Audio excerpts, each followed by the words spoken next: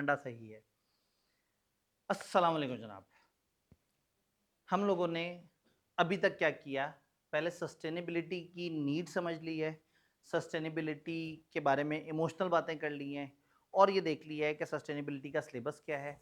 फिर सस्टेनेबिलिटी में सबसे पहली डिस्कशन जो बड़ी ज़रूरी है कि हमें बेस पता हो कि सस्टेनेबिलिटी एग्जैक्टली किन 3 चीज़ों को कवर कर रही है, वो हमने देख लिया कि 3 पिलर्स हैं। वो 3 पिलर्स कौन-कौन से थे भला आप बताएं?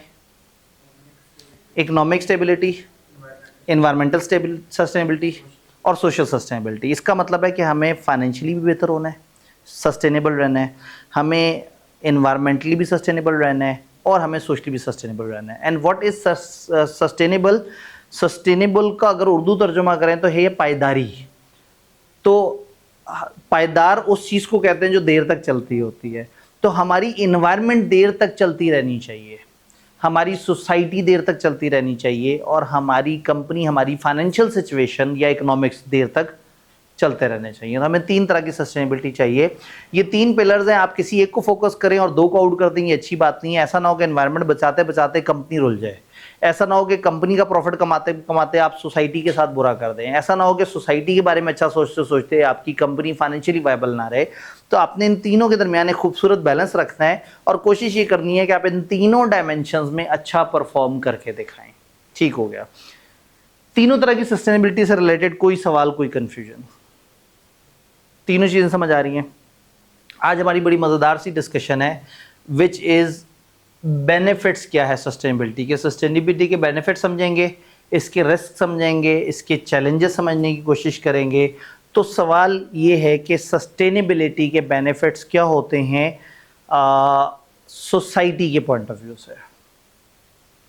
यानी हम कहेंगे जी सस्टेनेबिलिटी के सोसाइटी को क्या बेनिफिट। फर्ज करें ये हमने जो 2 दिन बातें की, बड़ी प्यारी प्यारी बातें की, दिल कर रहा है कि कंपनियां ऐसा भी कर लें, वैसा भी कर लें, अपने समाज को बेहतर कर लें, अपनी इन्वायरमेंट को बेहतर कर लें, लोगों के साथ अच्छा चलें, फलाना करें। यानी कि एक कंपनी वाले 25-30 क्या काम करें अब हम बता सकते हैं।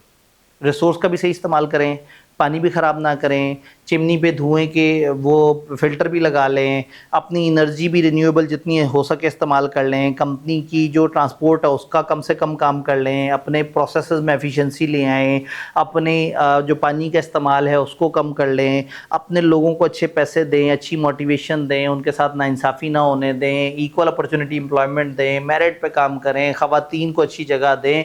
बहुत सारे तरीके से बहुत सारी अच्छी अच्छी बातें हमने कहा कि कंपनियां फॉलो करें, कर ली कंपनियों ने फॉलो। मान लें कि वो जन्नत बन जाए जो जन्नत हम बनाने की कोशिश कर रहे हैं। What would be the benefits for the society? क्या होगा सोसाइटी को फायदा? सोसाइटी को कंपनियों के सस्टेनेबल होने से क्या फायदा होगा? बेटर एनवायरनमेंट मिल जाएगी, बेटर इंफ्रास्ट्रक्चर, ऑर्गेनाइजेशन, वो पूरी की पूरी सोसाइटी को बेहतर इंफ्रास्ट्रक्चर मिल जाएगा, बेहतर फिजिकल एनवायरनमेंट मिल जाएगा और ग्रीनरी, हर तरफ हरियाली होगी, सोसाइटी को अच्छे टेम्परेचर मिलना शुरू हो जाएंगे, सोसाइटी को एक अच्छा माशरा मिलना शुरू हो जाएगा, सोसाइटी को जॉब अपॉर्चुनिटीज़ मिलनी शुरू हो जाएंगी, सोसाइटी को पॉजिटिविटी मिलना शुरू हो जाएगी, सोसाइटी प्रॉस्पर कर रही होगी, लोग खुश होंगे, लोग थ्राइव कर रहे होंगे, रिसोर्सेज कम इस्तेमाल हो रहे होंगे, एनवायरनमेंट कम डैमेज हो रही होगी, नॉइज़ पोल्यूशन कम हो चुकी होगी, सॉइल पोल्यूशन कम हो चुकी होगी, प्रोडक्टिविटी बढ़ चुकी हुई होगी, लोग ज़्यादा कमा रहे होंगे। यानी कि we are wishing for a utopia के एक ऐसा सेटअप बन जाए कि एक नियर टू परफेक्ट हो जाए। तो सोसाइटी को इसके क्या बेनिफिट हो सकते हैं? अगर हम किताब से पूछें तो किताब ने कुछ पॉइंट्स में कवर करने की कोशिश की। अच्छी सस्टेनेबल प्रैक्टिसेस प्रोटेक्ट करती है एनवायरनमेंट को और नेचुरल रिसोर्सेज को फ्यूचर जनरेशंस के लिए। पोल्यूशन रिड्यूस कर देती है और इंप्रूव कर देती है एयर, वाटर और सॉइल की क्वालिटी। पब्लिक हेल्थ और क्वालिटी ऑफ लाइफ बेहतर हो जाएगी। सोशल इक्विटी और इंक्लूजन अच्छे तरीके से प्रमोट होगी। पॉवर्टी कम होगी, इकोनॉमिक ग्रोथ को बीच में इनकॉर्पोरेट करके पॉवर्टी भी आहिस्ता आहिस्ता कम हो जाएगी। ग्रीन जॉब्स क्रिएट होंगी, सस्टेनेबल लिवलीहुड होगा। ग्रीन जॉब्स का मतलब ऐसी जॉब्स जिसमें आप जो काम कर रहे होंगे वो सस्टेनेबल होंगे, वो अच्छी प्रैक्टिसेस होंगी। रेजिलियंस बढ़ जाएगी क्लाइमेट चेंज के अगेंस्ट। जब क्लाइमेट चेंज हो रहा होगा, तो जब आपका माहौल बहुत ख़राब नहीं हुआ होगा, तो आप अचानक से आती हुई गर्मी का मुकाबला बेहतर कर लेंगे। लेकिन अचानक से आई हुई गर्मी का आप मुकाबला नहीं कर पाते, क्योंकि आपकी ओजोन लेयर तबाह हुई हुई होती है, आप ग्रीन हाउस गैसेस क्रिएट कर चुके होते हैं और माशरा आपके लिए जहन्नुम बनता जा रहा होता है। इसी तरह से अगर अचानक से बारिशें हुई बहुत ज़्यादा और आपने सस्टेनेबल प्रैक्टिसेस नहीं की, तो सैलाब आ गए, मसलो मसाइल, तो हम कह रहे हैं कि आपको अच्छी रेजिलियंस मिल जाती है against climate change. Long term food और वाटर की सिक्योरिटी रहती है कि भाई देर तक ये चीज़ें मौजूद रहेंगी हमारे पास। रिस्पॉन्सिबल कंजम्पशन और प्रोडक्शन एनकरेज होती है। एजुकेशन अवेयरनेस और जो सोशल सिविक रिस्पॉन्सिबिलिटी है वो बेहतर होती है। स्टेबल इकोनॉमिक ग्रोथ आती है। इंटर जनरेशनल फेयरनेस आती है। अगेन वही वाली बात होती है कि आपने इस जनरेशन के साथ क्या करना है, उस जनरेशन के साथ क्या करना है, इस जेंडर के साथ क्या करना है, उस जेंडर के साथ क्या करना है। ओवरऑल एक अच्छी फेयरनेस इन सारी चीज़ों में आ जाती है। ट्रस्ट एनहांस हो जाता है between citizen, businesses and government. Interestingly ये सारी बात हो गई कि सस्टेनेबिलिटी की अच्छी प्रैक्टिसेस को फॉलो करने से सोसाइटी को क्या फ़ायदा होगा। जो अगला मरहला है वो ज़्यादा मज़ेदार है, ऑर्गेनाइजेशन को क्या फ़ायदा होगा। मुझे तो लगता है ये खर्चा ही खर्चा है, नुकसान ही नुकसान है। सस्टेनेबिलिटी पे तो खर्चा होगा, सस्टेनेबिलिटी का ऑर्गेनाइजेशन को एज क्या मिलेगा। लॉन्ग रन में ज़्यादा प्रॉफिटेबिलिटी हो जाएगी, यानी शॉर्ट रन में तो खर्चा हो रहा है, लेकिन लॉन्ग रन में आपको बेनिफिट मिलना शुरू हो जाएगा और नई बिजनेस अपॉर्चुनिटीज़ डेवलप होंगी। आप नए तरीके से सोचना शुरू कर देंगे, क्योंकि आपने सस्टेनेबल प्रैक्टिसेस को जहन में रखा, तो आपने कई तरह की नई प्रोडक्ट्स दे दी। आपकी पुरानी प्रोडक्ट्स भी थी और नई प्रोडक्ट्स भी आ गई, आपने ज़्यादा कमाना शुरू कर दिया। और अगर एक ऑर्गेनाइजेशन अच्छी अच्छी हरकतें कर रही है, तो उस खुद को क्या फ़ायदा होगा उससे।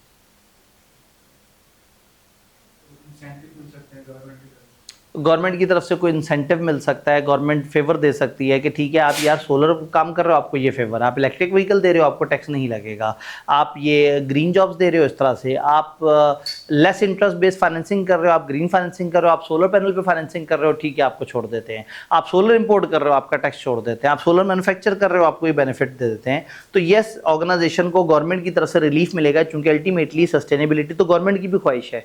तो इफ़ यू आर सस्टेनेबल, तो आपको गवर्नमेंट से भी फायदे मिलना शुरू हो जाएंगे। और उस ऑर्गेनाइजेशन को सस्टेनेबल प्रैक्टिसेस अडॉप्ट करने से क्या फ़ायदा होगा। अगर वो सिफारिशों के बजाय मेरिट पे लोगों को हायर करना शुरू कर दे, तो इसमें क्या फ़ायदा है। कॉम्पिटेंट लोग आएंगे, ज़्यादा अच्छे तरीके से काम करेंगे, बेहतर वो होगा। तो सिफारशी कल्चर से आपने फौरी तौर पे किसी यार दोस्त, किसी बड़े को बेनिफिट तो दे दिया, लेकिन अल्टीमेटली आप अपनी कंपनी में एक इनकम्पिटेंट बंदा ले आए जो कि काम अच्छा नहीं कर रहा। तो सस्टेनेबल प्रैक्टिसेस आपको अच्छे एम्प्लॉयज़ देगा, अच्छा खुशहाल इन्वायरमेंट देगा, आपके एम्प्लॉयज़ मोटिवेटेड होंगे, आपके इदारे में स्ट्रेस नहीं होगी, आपकी नेगेटिविटी नहीं होगी, लेग पुलिंग नहीं होगी, सियासतें नहीं चल रही होंगी, लोग खुश होंगे। जब लोग खुश होंगे, लोग प्रॉस्पर कर रहे होंगे, खुश होंगे, तो वो खुशी से काम करेंगे। खुशी से काम करेंगे तो उनके कामों में प्रोडक्टिविटी आएगी, उनके कामों का इदारे को फ़ायदा होगा। तो सस्टेनेबिलिटी हमेशा विन विन सिचुएशन है, ये हमेशा बड़ा ज़बरदस्त फ़ायदा दे देती है। और इफेक्टिवनेस, एफिशिएंसी बढ़ जाएगी। जब हम बार बार कह रहे हैं यार रिसोर्स कम वेस्ट होने चाहिए, तो कंपनियां बार बार सोचेंगी रिसोर्स वेस्ट कैसे ना हो। वो अपनी प्रोडक्शन मेथोडोलॉजीज पे काम करेंगी, वो अपने जो ऑर्डर कब करना है, चीज़ कब वो करनी है, उसके ऊपर वर्किंग करेंगी। तो होगा ये कि सस्टेनेबिलिटी को बचाते बचाते बचाते बचाते कंपनियाँ ज़्यादा ऑर्गेनाइज, ज़्यादा सिस्टमेटिक, ज़्यादा रिसोर्स फ्रेंडली, ज़्यादा बेहतर तरीके से चीज़ों को लेके चलना शुरू हो जाएंगी। तो ये एक बड़ा फ़ायदा है हमें सस्टेनेबिलिटी का। तो सस्टेनेबिलिटी अल्टीमेटली बेनिफिट दे रही है। किताब से पूछें कि किताब क्या कहना चाहती है। लॉन्ग टर्म बिजनेस सस्टेनेबिलिटी और रेजिलियंस आ जाएगी। रेजिलियंस वो कितना बर्दाश्त कर सकते हैं बदलते हुए चेंजेस को। कॉर्पोरेट रेपुटेशन बेहतर होगी, ब्रांड वैल्यू बढ़ेगी, लोग कहेंगे यार वो बड़ा कमाल इदारा है, यार वो सस्टेनेबल है, यार हमने वहाँ पे जाना है, हमने उस कंपनी का एसी लेना है, हमने उस कंपनी की गाड़ी लेनी है, हमने उस कंपनी के साथ वो करना है। यार ये लोग हैं, ये चाइल्ड लेबर को यूज़ नहीं करते, ये लोग हैं, इनकी बड़ी अच्छी प्रैक्टिसेस है। ये इस तरह से बहुत सारी इंटरनेशनल तरह से ब्रांड हैं, जैसे बॉडी शॉप। बॉडी शॉप ये कहता है कि हम अपनी प्रोडक्ट्स के जानवरों पे तजर्बे नहीं करते, इस बात से इंसान इतने खुश हुए कि उन्होंने उनकी प्रोडक्ट ज़्यादा लेनी शुरू कर दी कि यार ये जानवरों के साथ नुकसान नहीं करते, ये अच्छे लोग हैं, हमें इनके साथ डील करना चाहिए। तो when an organization is sustainable और वो बताता है कि वो सस्टेनेबल है, तो दुनिया बड़ा फ़ख्र महसूस करती है, उनके साथ बड़े अच्छे तरीके से डील करते हैं, उनमें इन्वेस्ट करते हैं, उनकी बड़ी अच्छी रेपुटेशन बन जाती है, मार्केट में सबको पता होता है यार ये 3-4 तो बस चोर बाजारियाँ कर रहे हैं, ये बड़ा सस्टेनेबल इदारा है भी ईमानदार, एनवायरनमेंट को भी बचाते हैं, सोसाइटी का भी ख्याल रखते हैं, तो ऑटोमेटिकली आपकी रेपुटेशन, आपकी ब्रांड वैल्यू बढ़ जाती है।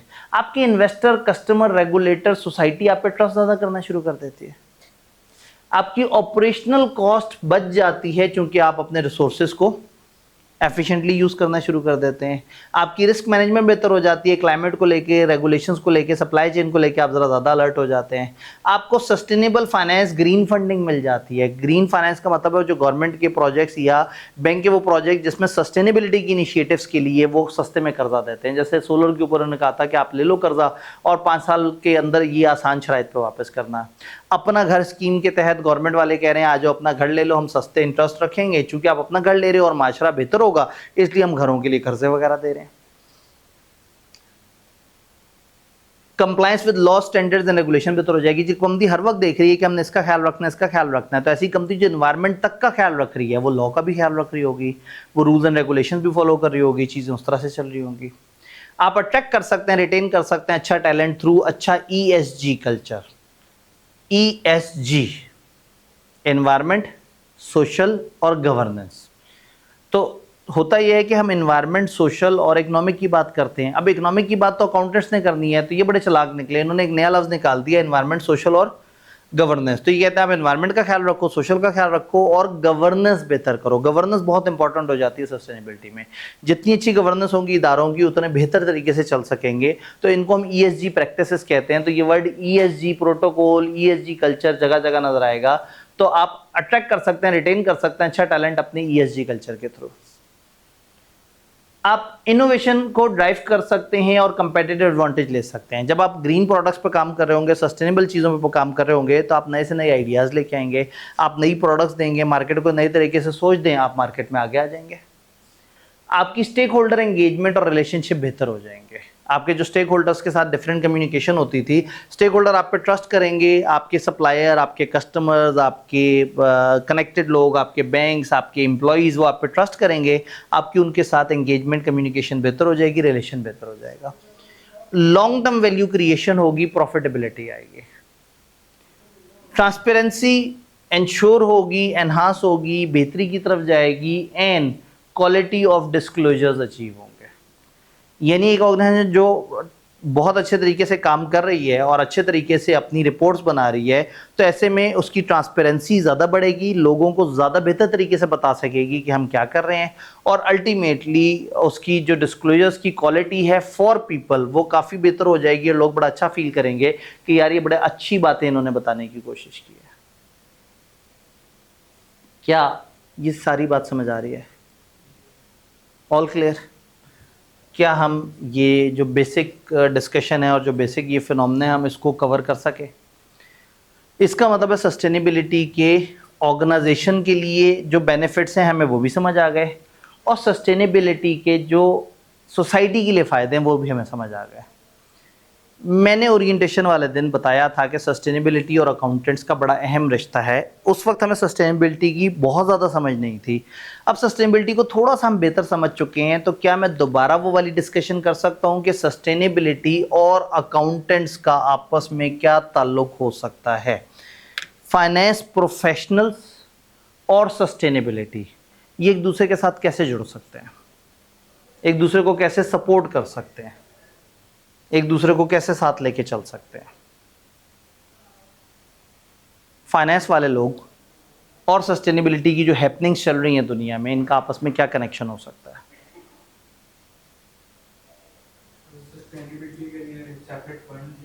सस्टेनेबिलिटी के लिए सेपरेट फंड्स एलोकेट कर सकते हैं इदारे वाले। तो हो सकता है सस्टेनेबिलिटी को अचीव करने के लिए कुछ नई जॉब्स क्रिएट करें, कुछ नए लोगों को रखें जो इसकी रिकॉर्डिंग करें, जो देखें कि एम्प्लॉइज़ के साथ गलत तो नहीं हो रहा। जो जिस तरह से अकाउंटिंग का एक निज़ाम है ना, नीचे एंट्री हो रही हैं, फिर ट्रायल बन रहे हैं, फिर उन सब के रिकॉर्ड कीपिंग हो रही है, वोचर है, हर चीज़ का रिकॉर्ड है, रिकन्सिलिएशन है, वैसे ही सस्टेनेबिलिटी डाटा के ऊपर भी काम हो रहा होगा। जो एक्सपेंसेस इधर उधर गलत तरीके से लग जाते थे वो सस्टेनेबिलिटी में यूज़ हो सकते हैं। लेकिन अब इसमें अकाउंटेंट का क्या रोल है? एक अकाउंटेंट सस्टेनेबिलिटी की इस दुनिया में किस किस तरह से रोल प्ले कर सकता है? आप में ऐसा क्या स्किल सेट है कि आप दुनिया को सस्टेनेबिलिटी की तरफ जाने में मदद दे सकते हैं? इसके स्टैंडर्ड्स फॉलो करके हम स्टैंडर्ड्स समझ सकते हैं, आगे बढ़ के उन्हें अडॉप्ट कर सकते हैं, और जिस तरह से हम अकाउंटिंग स्टैंडर्ड्स को बहुत अच्छा फॉलो करते हैं, हम सस्टेनेबिलिटी के स्टैंडर्ड्स को भी बहुत अच्छे तरीके से फॉलो कर सकते हैं। इसके सेपरेट अकाउंटिंग स्टैंडर्ड के साथ इसका लिंक समझ सकते हैं, हम दुनिया को अकाउंट्स के साथ सस्टेनेबिलिटी को इंटीग्रेट करना सिखा सकते हैं। और क्या सस्टेनेबिलिटी में अकाउंटेंट्स हेल्प कर सकते हैं? सस्टेनेबिलिटी की वर्किंग बना सकते हैं, सस्टेनेबिलिटी की रिपोर्ट्स बना सकते हैं। कुछ लोगों को एंट्रियां करनी आएंगी, कुछ को रिपोर्ट्स बनानी आएंगी, तो हम सस्टेनेबिलिटी की अच्छी एंट्रियां, अच्छी बुक कीपिंग, अच्छी तरीके से उसको डिस्प्ले करना, हम ये सारे काम कर सकते हैं सस्टेनेबिलिटी को लेके। और हम अश्योरेंस दे सकते हैं, सस्टेनेबिलिटी के ऑडिट्स हो सकते हैं। कंपनी ने कहा हमारी सस्टेनेबिलिटी रिपोर्ट है, हमने बड़े अच्छे काम किए, लोग भरोसा ही नहीं कर रहे, हम लोगों को भरोसा दे सकते हैं।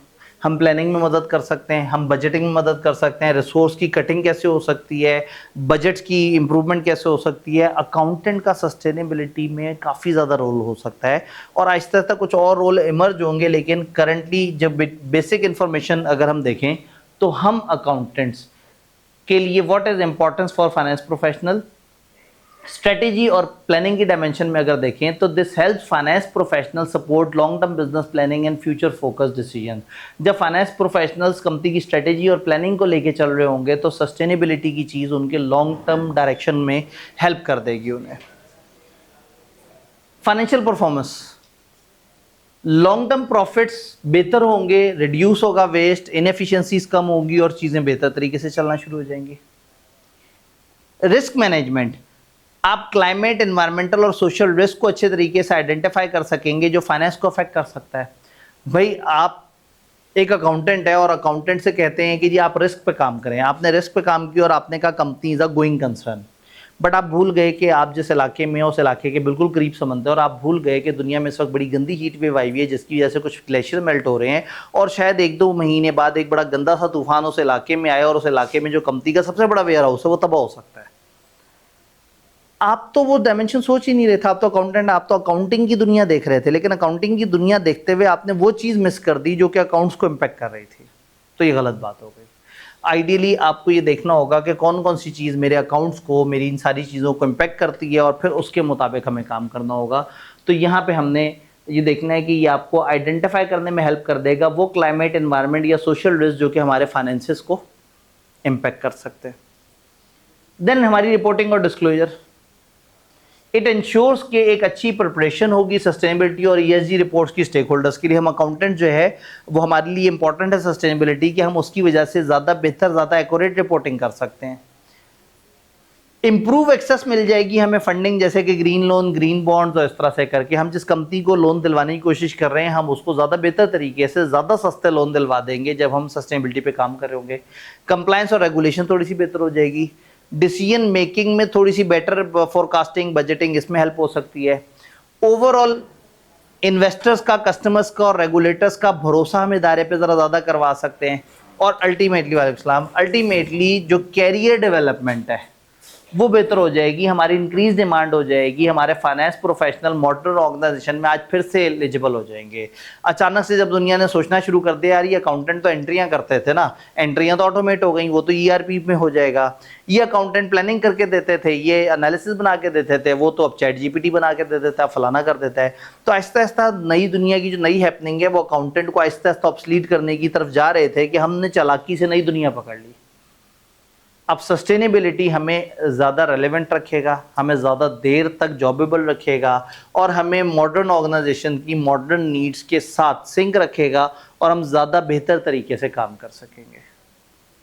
तो that was all discussion about के सस्टेनेबिलिटी का सोसाइटी के साथ क्या ताल्लुक़ है, ऑर्गेनाइजेशन से क्या ताल्लुक़ है, और फाइनेंस प्रोफेशनल से क्या ताल्लुक़ है। या मैं इस चीज़ को अगर और तरीके से बताने की कोशिश करूं तो सस्टेनेबिलिटी सोसाइटी को कैसे बेनिफिट दे रही है, ऑर्गेनाइजेशन को कैसे बेनिफिट दे रही है, और हम अकाउंटेंट्स को कैसे बेनिफिट दे रही है। तो क्या ये सारी बात तमाम लोगों को समझ आ चुकी हुई है? पक्का? ठीक है भाई, अभी भी आए हैं लेकिन जो है वो हमारा साथ दे देंगे, कोई बात नहीं, आप साथ अगली स्क्रीन पे दे सकते हैं। अगली स्क्रीन मेरे लिए जो आपके लिए है वो आसान सा टारगेट है, मैं इसको ज़रा स्क्रीन बंद करता हूँ। सस्टेनेबिलिटी के फ़ायदे तो समझ आ गए। एक काम करते हैं, जो सस्टेनेबिलिटी को फॉलो कर रहे हैं उनको ये फ़ायदा हो रहा है। मैं बात करता हूँ कुछ गंदे लोगों की जो सस्टेनेबिलिटी को फॉलो नहीं कर रहे। सस्टेनेबिलिटी को कुछ ऑर्गेनाइजेशन फॉलो नहीं कर रहे, और जब आप उन्हें कह रहे हैं फॉलो करो तो वो कहते हैं क्यों फॉलो करें, आपने उन्हें फ़ायदे बताए, उन्होंने कहा ठीक है ये कोई इतने बड़े फ़ायदे नहीं है कि हम इसलिए फॉलो करें।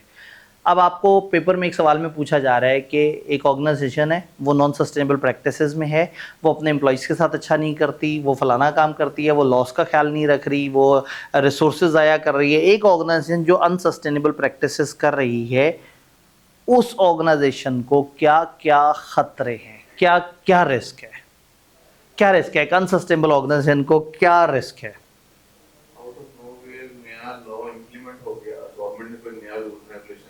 अगर सस्टेनेबल प्रैक्टिसेस आप नहीं कर रहे और गवर्नमेंट कुछ नए लॉ लेके आई और आपने उसको फॉलो नहीं किया और आपको पता ही नहीं लगा, आपने तो निज़ाम ही नहीं बनाया था, तो वो नया लॉ ना फॉलो करने पे गवर्नमेंट तो जुर्माना कर देगी और आप कहेंगे मुझे पता नहीं था, वो कहेंगे इग्नोरेंस ऑफ लॉ तो एक्सक्यूज़ होता ही नहीं। तो आपको लीगल फाइन, पेनल्टीज और इस तरह की चीज़ें पड़ सकती हैं जब आपको लॉ पता ना हो, या पता हो और आप उसे फॉलो नहीं कर रहे, तो आपको कार्बन टैक्स पड़ जाएंगे, आपको गवर्नमेंट की तरफ से पेनल्टी पड़ जाएगी, आपके बिजनेस को बंद कर देंगे, आपकी फैक्ट्री पे ताला लगा देंगे, आपको कुछ अरसे से काम करने से रोक देंगे। तो आपके बिजनेस को खतरा है। और कोई खतरा?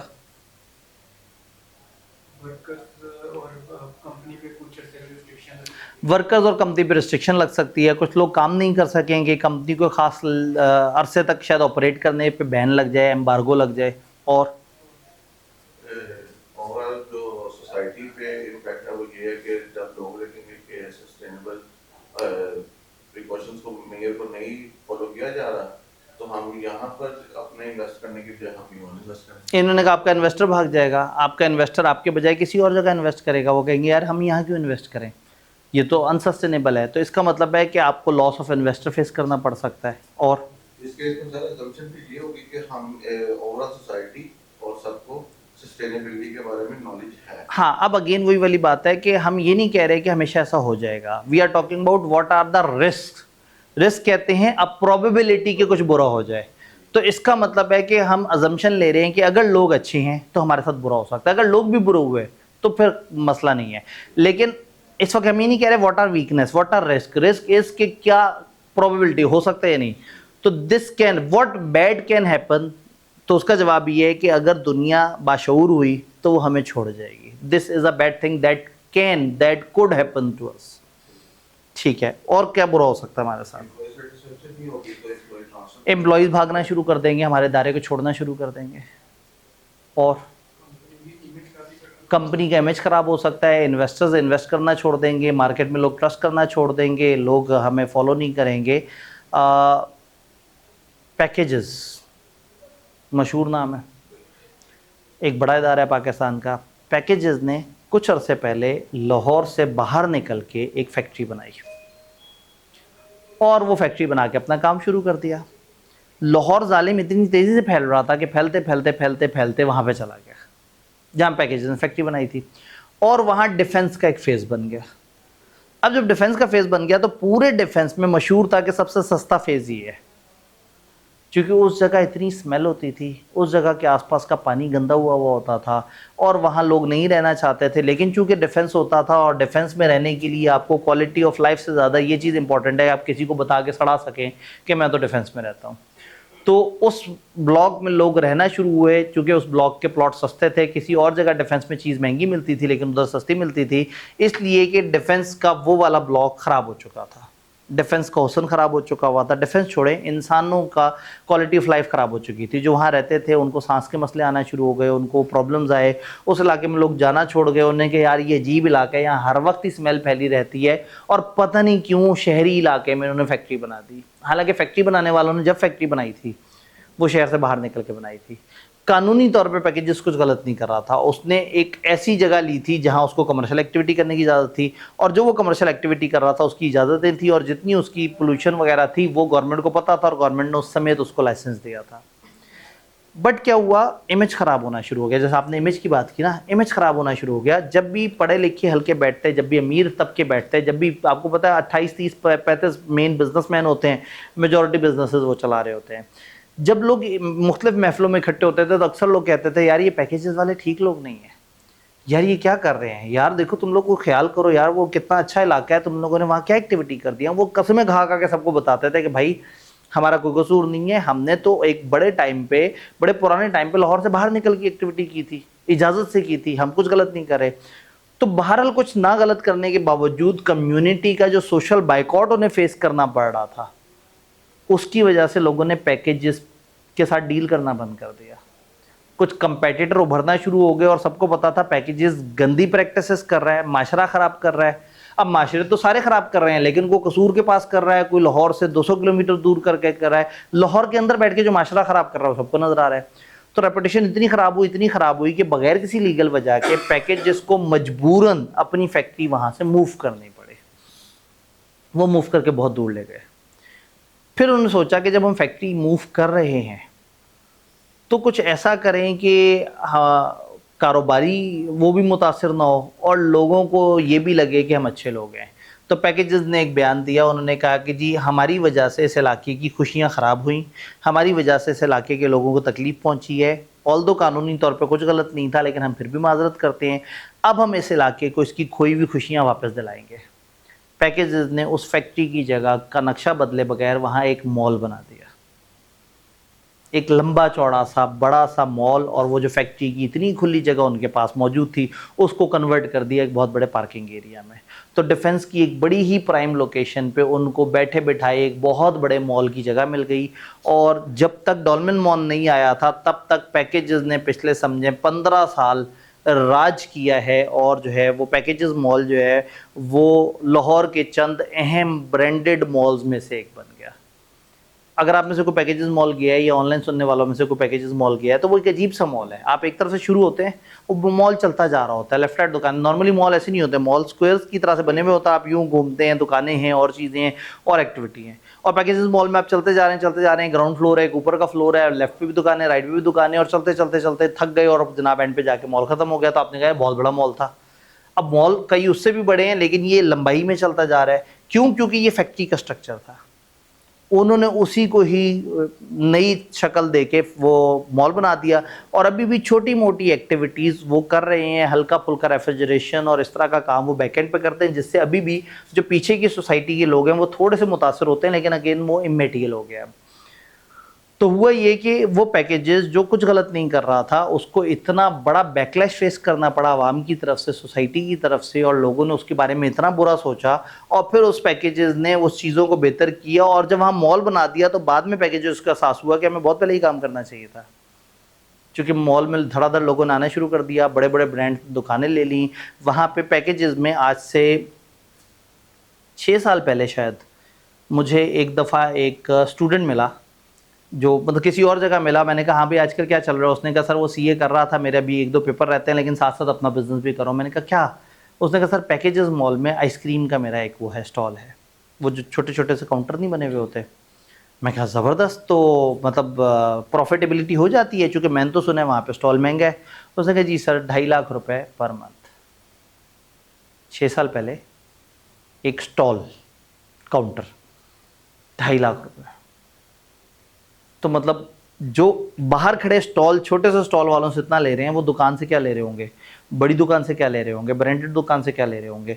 तो हुआ ये कि वो एक ऐसे बिजनेस मॉडल को समझ गया। मैन्युफैक्चरिंग में तो लेबर लगता था और रिसोर्स लगते थे, ओवरहेड लगते थे, ये रेगुलेशन फॉलो करो, वो रेगुलेशन फॉलो करो, ऐसे करो वैसे करो, और दुनिया फिर भी नफरत कर रही थी। अब दुनिया भी मोहब्बत कर रही है, पैसे भी बेहतर आना शुरू हो गए, तकलीफ भी कम होना शुरू हो गई।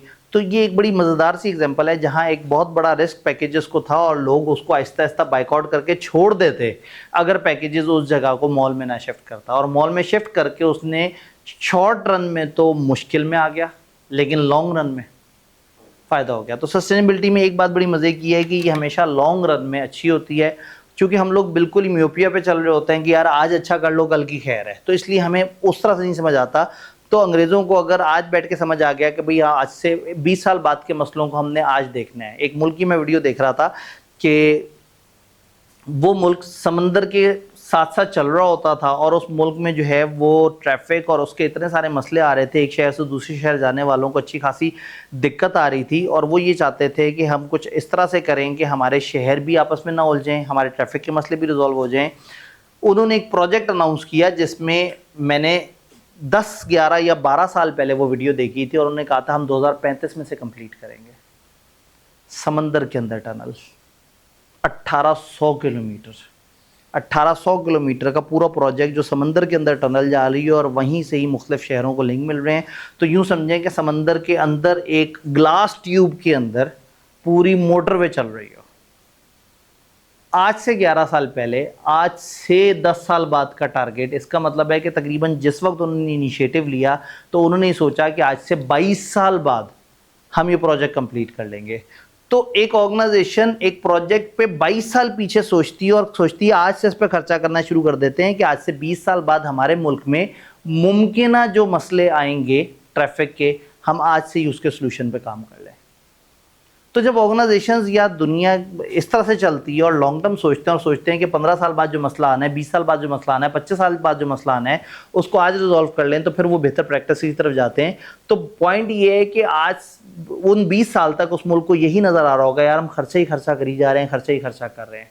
लेकिन 20-22 साल बाद जब वो सड़क चलना शुरू होगी और जब उनके मसले हल होंगे, जब उनकी ट्रैफिक के मसले नहीं होंगे, जब उनके किसी भी शहर से किसी भी शहर तक लोग 2-3 घंटे में, 3-4 घंटे में पहुंच जाया करेंगे बगैर डिस्टर्बेंस के, बगैर किसी उसके, तो वो पूरा मुल्क उस सब का इतना फ़ायदा उठाएगा कि वहाँ कम्युनिकेशन बेहतर होगी, ट्रांसपोर्ट बेहतर होगी, वहाँ के लोगों का ट्रैवल बेहतर होगा, लोगों के लिए मीटिंग्स और मुख्तलिफ चीज़ों के लिए आना जाना आसान होगा, गवर्नमेंट के पास एक अनइंटरप्टेड पाथ होगा, तो अल्टीमेटली उस मुल्क को फ़ायदा हो जाएगा। बट कब? प्रोजेक्ट स्टार्ट होने के 22 साल बाद। तो दुनिया उस तरह से सोचती है, जब उतना लॉन्ग टर्म सोचते हैं तो फिर आज के दुख आपको बेयर करने पड़ते हैं और फिर आप फ्यूचर में बेहतर हो जाते हैं। तो सस्टेनेबिलिटी का एक बहुत बड़ा रिस्क ये है कि जो कंपनियां आज अपना फ़ायदा सोच रही हैं, देयर इज़ अ रिस्क कि फ्यूचर में वो डूम हो जाए, ख़त्म हो जाए।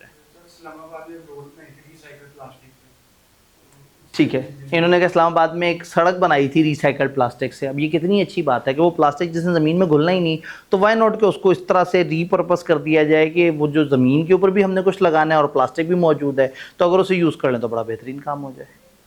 तो सस्टेनेबिलिटी की इनिशिएटिव्स बड़े मज़ेदार हैं। ये इससे शुरू में लगता तो मुसीबत है, लेकिन अगर आप एक अच्छी इंटेलिजेंट प्लानिंग करके चीज़ों को रीवैम करके नई शक्ल दे दें, तो अल्टीमेटली हम अपने बाकी लोगों को एक बड़ा खूबसूरत लिवेबल मुल्क दे देंगे जीने के लिए।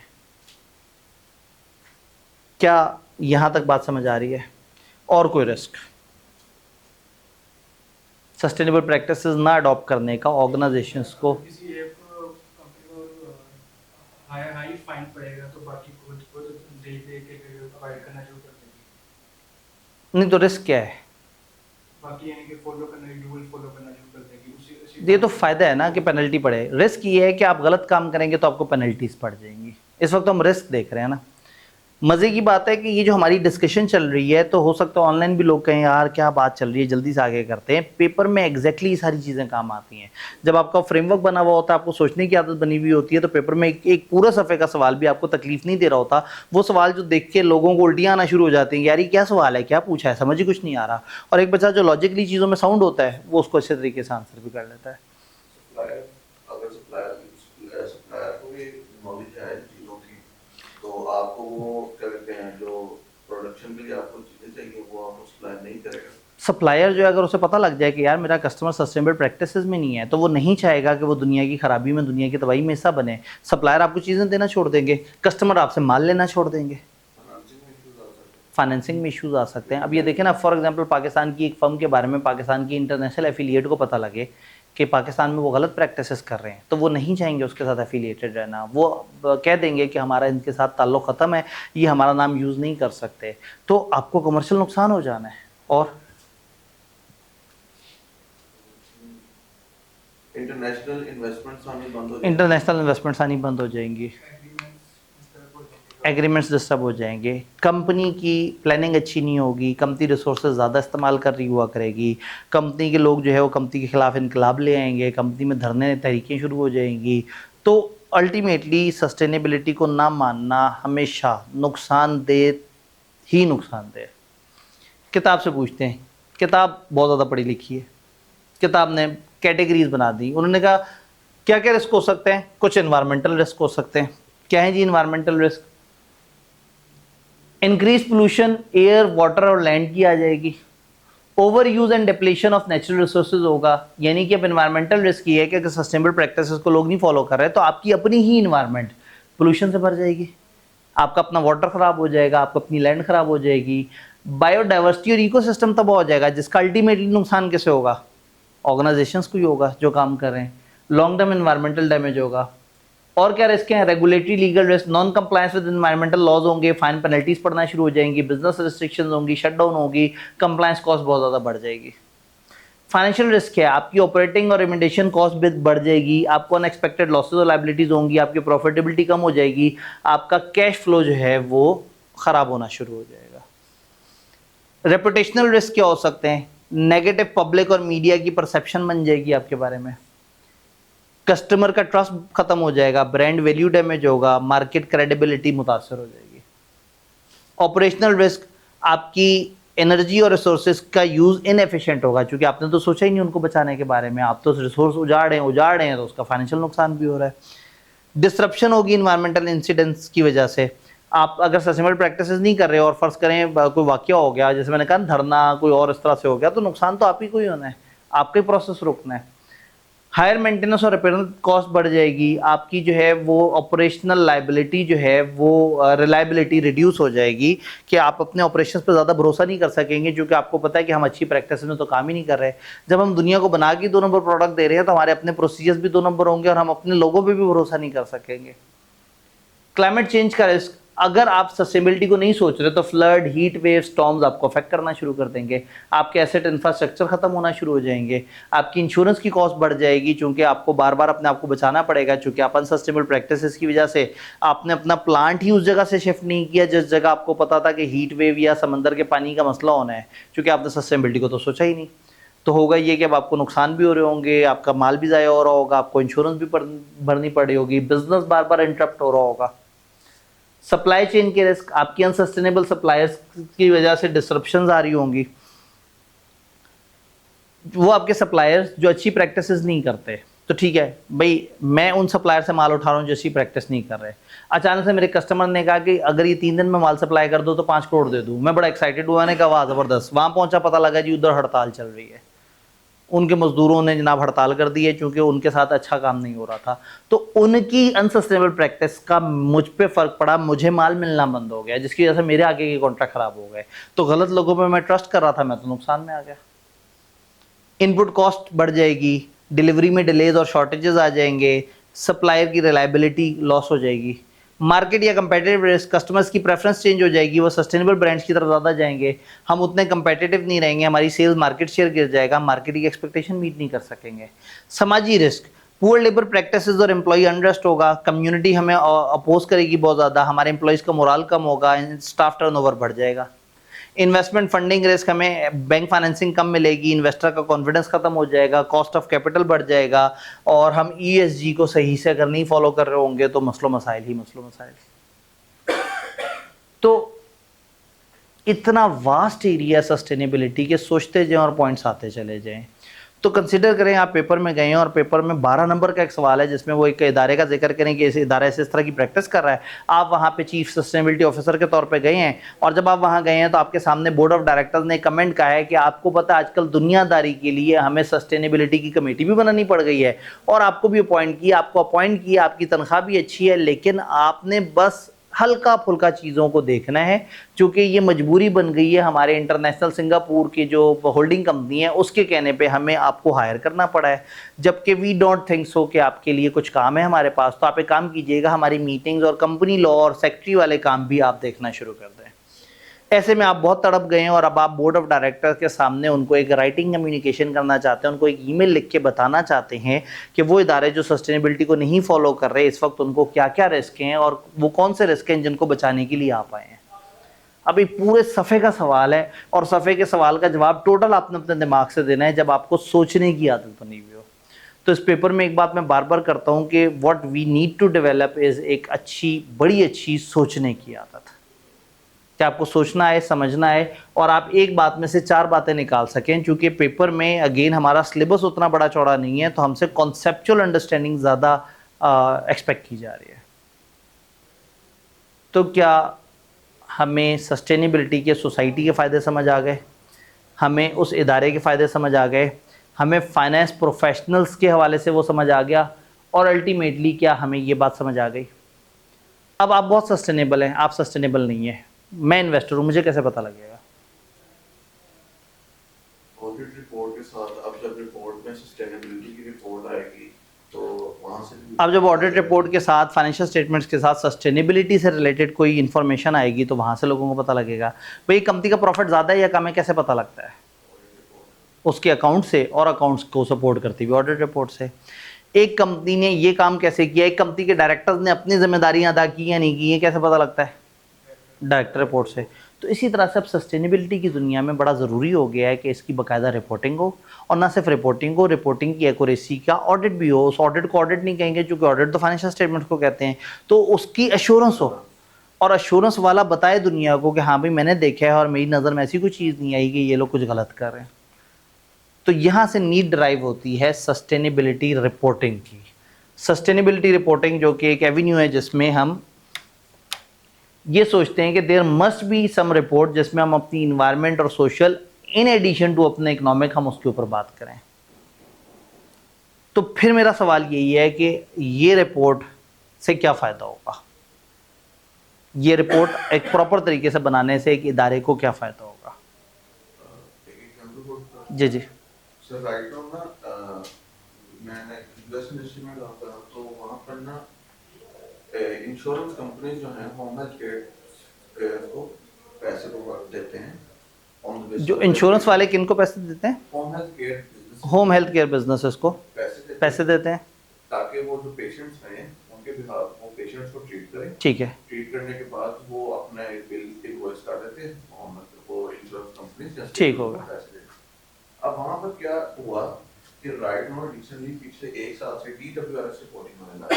ठीक है। वो क्या रिपोर्टिंग, वो रिपोर्टिंग ये थी कि जो पैसे हमने आपको दिए हैं आपने किस प्रोपोर्शन में इन लगाए हैं, यूज किया है, उसकी इनकम का कि कहाँ आपने उसको सेग्रीगेट किया। ठीक है। जस्ट बिकॉज कुछ एक सेपरेट जिसे कहते हैं सेपरेट सेक्ट या लोगों ने वहाँ पर पूरा रूल्स एंड रेगुलेशंस को फॉलो नहीं किया, उस पैसे को पर्सनली यूज किया अपने लिए, जिसकी वजह से एक स्पेसिफिक लोगों की वजह से पूरे जर्नल सबको उस रिपोर्टिंग को फेस करना पड़ रहा है मोस्टली।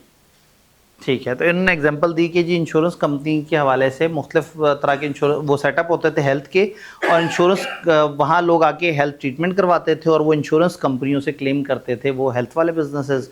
और वहाँ पे चक्कर ये था कि चीज़ें चल रही थी और इंश्योरेंस के क्लेम्स तो हो रहे थे, लेकिन ये नहीं पता लग रहा था कि जो पैसे इकट्ठे हो रहे हैं वो कहाँ कहाँ स्पेंड हो रहे हैं, उसको किस तरह से। तो दुनिया को ये नीड जनरेट हुई कि फिर वो एक रिपोर्ट बनाए जिस रिपोर्ट में ये बात लिखी जाए कि फ़ंड्स कितने थे, किस किस तरह से एलोकेट हुए, उनका क्या बना। तो दुनिया की हमेशा ये एक नीड होती है कि वो जानना चाहती है कि क्या हो रहा है। अब कंपनी से पूछो तुम क्या कर रही हो, वो कहेंगे हम बड़ा अच्छा काम कर रहे हैं। तो एक कंपनी की परफॉर्मेंस कैसी है, कंपनी की सेल्स कितनी है, कंपनी के एसेट्स कितने हैं, उसकी डेप्रिसिएशन कितनी है, उसने टैक्स कितना दिया, उसके पास वर्थ कितनी बची, उसने कितने पैसे से काम शुरू किया था, उसकी प्रॉफिटेबिलिटी कितनी है, वो कितना बेनिफिट वो कर रहे हैं, उनका नेट प्रॉफिट और ग्रॉस प्रॉफिट में लिंक कितना है, वो जीपी कितना कमा रहे हैं, वो चीज़ों को किस तरह से लेके चल रहे हैं। तो अकाउंटेंट्स इसके लिए क्या करते हैं, बड़े प्यारे से खूबसूरत से अकाउंट्स बनाते हैं जिस अकाउंट्स में हर चीज़ बड़ा क्लियरली बताई जाती है। इसी तरह से अब एक कंपनी अपनी सस्टेनेबिलिटी प्रैक्टिसेस फॉलो कर रही है या नहीं कर रही, पानी बचा रही है या नहीं बचा रही, लेबर के साथ क्या कर रही है, लोगों के साथ क्या कर रही है, अगर वो किसी खास किस्म की प्रोडक्ट बना रहे हैं तो प्रोडक्ट की सेफ्टी के लिए क्या कर रहे हैं, उसकी इंटरनेशनल कंप्लायंस के लिए क्या कर रहे हैं। तो there should be a report जिस रिपोर्ट में ये सारी सस्टेनेबिलिटी वाली बातें खूबसूरत तरीके से लिख दी जाएँ। और जब इसमें लिख दी जाएँ तो इससे एक तो वो लोग जो इन्फॉर्मेशन कलेक्ट कर रहे हैं उनको काम मिलेगा, फिर वो जो रिपोर्टिंग के चैंपियन है कि एक अच्छी इन्फॉर्मेशन को किस तरीके से रिपोर्ट में प्रेजेंट करना है उनको काम मिलेगा, और फिर तीसरा वो एश्योरेंस प्रोवाइड करने वाले जिनको ये देखना है कि ये रिपोर्ट क्या यूज़र्स को सही से इम्पैक्ट दे रही है नहीं दे रही, उनको भी फ़ायदा हो जाएगा। तो सस्टेनेबिलिटी रिपोर्टिंग के क्या फ़ायदे हैं, ये वही फ़ायदे हैं जो सस्टेनेबिलिटी के फ़ायदे हैं। सस्टेनेबिलिटी रिपोर्ट ना बनाने के क्या नुकसान आते हैं, वो वही हैं जो नॉन सस्टेनेबल प्रैक्टिसेस के नुकसान हैं। तो क्या ये बात हमें समझ आ रही है कि सस्टेनेबिलिटी रिपोर्टिंग क्या है? किताब की ज़बान में देखते हैं।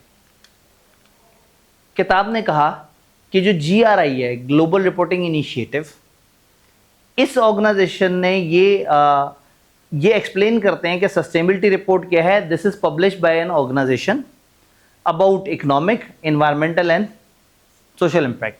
तो कंसिडर करें फ्यूचर का एक ऐसा टाइम जब अकाउंट्स ही खत्म हो चुके हों, जब पता लगे एक सस्टेनेबिलिटी रिपोर्ट है जिसके 3 एलिमेंट्स में से एक एलिमेंट है अकाउंट्स।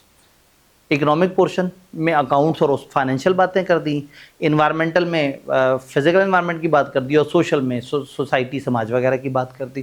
तो कह रहे हैं GRI एक्सप्लेन करते हैं कि सस्टेनेबिलिटी रिपोर्ट एक ऑर्गेनाइजेशन प्रिंट करेगी अपने इकोनॉमिक, एनवायरमेंटल और सोशल इम्पैक्ट के बारे में।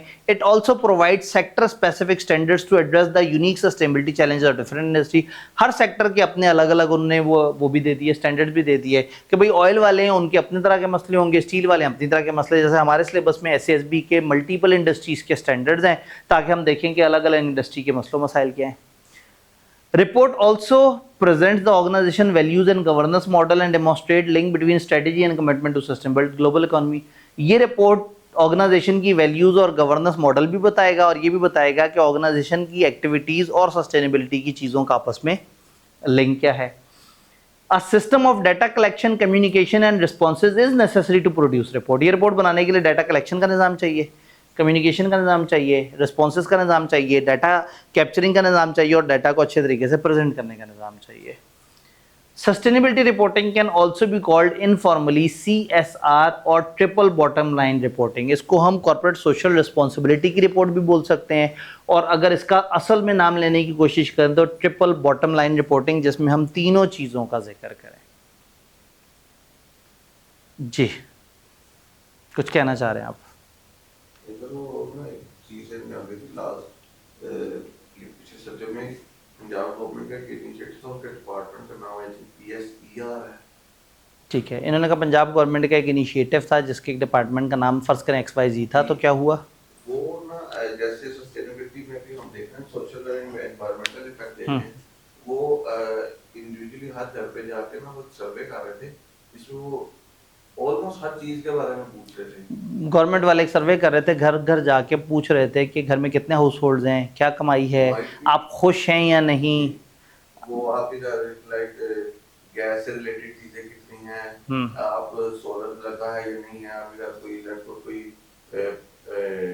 पालतू जानवर है या नहीं है, तो माइट भी मुझे लगता है शायद वो इस तरह की कुछ। ठीक है, अब इन्होंने कहा कि गवर्नमेंट एक सर्वे कराई थी जिसमें चीज़ें कैप्चर कर रही थी, तो माइट बी कि वो सोच रहे हो कि व्हाट आर द नीड और उस पर काम किया जाए। इस वक्त वी आर ब्लेस्ड के पंजाब गवर्नमेंट जज्बाती हुई हुई और सस्टेनेबिलिटी के बड़े सारे इनिशिएटिव हैं। आप अगर गूगल पे सर्च करेंगे या किसी AI टूल पे सर्च करेंगे कि सस्टेनेबिलिटी इनिशिएटिव्स इन पंजाब बताएं, तो आपको कोई 30-40 तरह के इनिशिएटिव्स नज़र आ जाएंगे, जिसमें अगर आप गौर से देखिए तो सोलर सस्ते देना भी तो सस्टेनेबिलिटी है, ट्यूबवेल लगा के देना भी सस्टेनेबिलिटी है, लोगों को घर लगा के, घर बना के देना या उसके लिए सपोर्ट करना वो भी सस्टेनेबिलिटी है, गाड़ियों का धुआं ना निकले और उसकी टेस्टिंग करवाने के बाद लाइसेंस मिले ये भी सस्टेनेबिलिटी है, छोटे बच्चे गाड़ी ना चला सकें या एक ख़ास एज के बच्चों को बाइक्स का लाइसेंस दिलवाने के ऊपर गौर व फिक्र करना वो भी, ख़वातीन के हरासमेंट से बचाने के लिए, बच्चों की प्रोटेक्शन के लिए, इवन माशरे में खालें ना इकट्ठी हो जाएँ, ताफुन ना फैले, कुर्बानी के बाद जो है वो चीज़ों को सही से क्लीन अप किया जाए, पानी के मसले, सीवरेज के मसले। अगर आप गौर से देखें तो गवर्नमेंट की इंतहाई ज़्यादा इनिशिएटिव्स ऐसे हैं जो पहले हमने इस नज़र से नहीं देखे थे, लेकिन अब गौर से देखें तो सस्टेनेबिलिटी को लेके चल रहे हैं। ग्रीन बसेस, ऑरेंज लाइन कि जी ज़मीन पे इतनी ज़्यादा ट्रांसपोर्ट के बजाय एक ट्रांसपोर्ट ऊपर चल रही हो जो ट्रैफिक को भी मुतासिर ना कर रही हो, वो चल भी बिजली पे रही हो और वो लोगों को सस्ते में एक जगह से दूसरी जगह ज़्यादा फास्ट तरीके से लेके भी जाए। तो लंबे लंबे रूट पे गवर्नमेंट की बिजली वाली वो वाली बसेज हों जो बिजली से चार्ज हो रही है, और बिजली गवर्नमेंट बना रही हो सोलर से, और सोलर अब गवर्नमेंट के ज़्यादातर दफ्तरों पे सोलर लगाने शुरू कर दिए, अपनी बिजली फ्री करने की कोशिश कर दी और जो बाकी था उसको ग्रिड में देना शुरू कर दिया। तो किताब में एक चैप्टर आएगा जहाँ local and international organization sustainability पे क्या कर रहे हैं, वो है ऑफिशियली सिलेबस का हिस्सा नहीं है, लेकिन just for the purpose of मालूमात मैंने उसको किताब में डाला है। ताकि हमें उसे पढ़ें और उसको पढ़ के हम खुद भी जब सर्च करेंगे नेट पे तो फिर हमारी आंखें खुलेंगी। तो सस्टेनेबिलिटी, वो तमाम लोग जो कि कई दफ़ा पेपर पढ़ते हुए कहते हैं सर आप जो बातें कर रहे हैं बड़ी हवाई बातें हैं, पाकिस्तान में तो 15 साल बाद ये सब बातें होंगी। ऐसा नहीं है, पाकिस्तान में पिछले 3-4 साल में बहुत कुछ हो चुका है। असाइनमेंट्स मिलना शुरू हो गई हैं, फर्म्स को सस्टेनेबिलिटी के साथ मिक्स हुई हुई असाइनमेंट्स मिल रही हैं, पैसे आना शुरू हो गए हैं। मैं कल हुसैन चौधरी के एक बंदे के साथ बैठा हुआ था, उसके साथ एक डिस्कशन चल रही थी, तो उसने बताया कि हमारा एक अलग हमें डिपार्टमेंट बनाया है हमने, और उस डिपार्टमेंट के अंदर हम सस्टेनेबिलिटी पे काम कर रहे हैं। एक डायरेक्टर उसको एलोकेटेड है, उसकी अपनी टीम बनी हुई है और बहुत सारे क्लाइंट्स की अब सस्टेनेबिलिटी की रिक्वायरमेंट्स आना शुरू हो गई हैं। और ख़ासतौर पे वो कंपनियां जो इंटरनेशनली भी कनेक्ट हुई हुई हैं वो और ज़्यादा से। तो सस्टेनेबिलिटी आ रहा नहीं है, आ गया है, बस इसका पेस उतना तेज़ नहीं है जितना दुनिया में है। तो ये अच्छी बात है, बुरी बात नहीं। अगर तेज़ी से आया होता तो मज़ा नहीं आता। We have an ideal opportunity कि इस वक्त इस दरमियाने पेस में हम अपने आप को जल्दी से इक्विप करके उस गाड़ी में बैठ जाएं, ताकि जब हमारी रफ्तार तेज़ हो तो उस वक्त जब पाकिस्तान में उन प्रोफेशनल्स को ढूंढा जाए जिनको सस्टेनेबिलिटी के बारे में पता है, तो हम लोग कहीं ना कहीं बेनिफिट ले सकें। तो हमारी इस क्लास का सबसे छोटा फ़ायदा ये है कि आपका पेपर पास होना चाहिए। उससे बड़ा फ़ायदा ये है कि आपको सस्टेनेबिलिटी की जो दुनिया की नई हैपनिंग है उसमें अपनी फाइनेंशियल जगह चाहिए। और सबसे बड़ा फ़ायदा ये है कि मेरा मुल्क थोड़ा सा साफ़ होना शुरू हो जाएगा, थोड़ा सा बेहतर होना शुरू हो जाएगा। सस्टेनेबिलिटी के अगर हम बात करें बेनिफिट्स पे बात करें सस्टेनेबिलिटी रिपोर्टिंग की, तो तकरीबन वही सारे बेनिफिट्स हैं जो हमने बात की थी कि अंडरस्टैंडिंग लोगों की बढ़ जाएगी बेहतर, और मतलब हमारी अंडरस्टैंडिंग अपने रिस्क अपॉर्चुनिटीज़ की बढ़ जाएगी, हम फाइनेंशियल नॉन फाइनेंशियल परफॉर्मेंस को समझ सकेंगे, स्ट्रेटजी लॉन्ग टर्म प्लान्स हमारे ज़्यादा स्ट्रॉन्गर होंगे, हमारे प्रोसेस बेहतर हो जाएंगे। तकरीबन वही सारे फ़ायदे जो थोड़ी देर पहले हम सस्टेनेबिलिटी के फ़ायदे देख रहे थे ऑर्गेनाइजेशंस के लिए वो। और अगर मैं एक्सटर्नल बेनिफिट की बात करूं तो दुनिया में हमारी रेपुटेशन बढ़ जाएगी, इन्वेस्टर का कॉन्फिडेंस हम पे ज़्यादा बेहतर हो जाएगा, क्लियर व्यू आ जाएगा ऑर्गेनाइजेशन की ट्रू वैल्यू के बारे में, सपोर्ट आ जाएगी, लोगों की एक्सपेक्टेशन हमारे निज़ाम पे बढ़ जाएगी। तो अल्टीमेटली सस्टेनेबिलिटी की जो रिपोर्टिंग है उसके फ़ायदे ही फ़ायदे हैं। इससे पहले कि हम किसी किस्म के प्रैक्टिकल फॉर्मेट देखने की कोशिश करें सस्टेनेबिलिटी रिपोर्टिंग के, मैं सवाल पूछना चाहता हूं कि what are challenges in sustainability reporting. मैंने आपसे कहा कि एक प्यारी सी रिपोर्ट बनाएं, उसमें ये सारी चीज़ें लिखी हुई हों, लोग उसे देखें, भरोसा करें। इस सारे निज़ाम में आपको क्या लगता है क्या चैलेंजेस हैं? रिपोर्ट की क्रेडिबिलिटी। लोग तो रिपोर्ट बना देंगे, रिपोर्ट पे भरोसा कैसे किया जाए?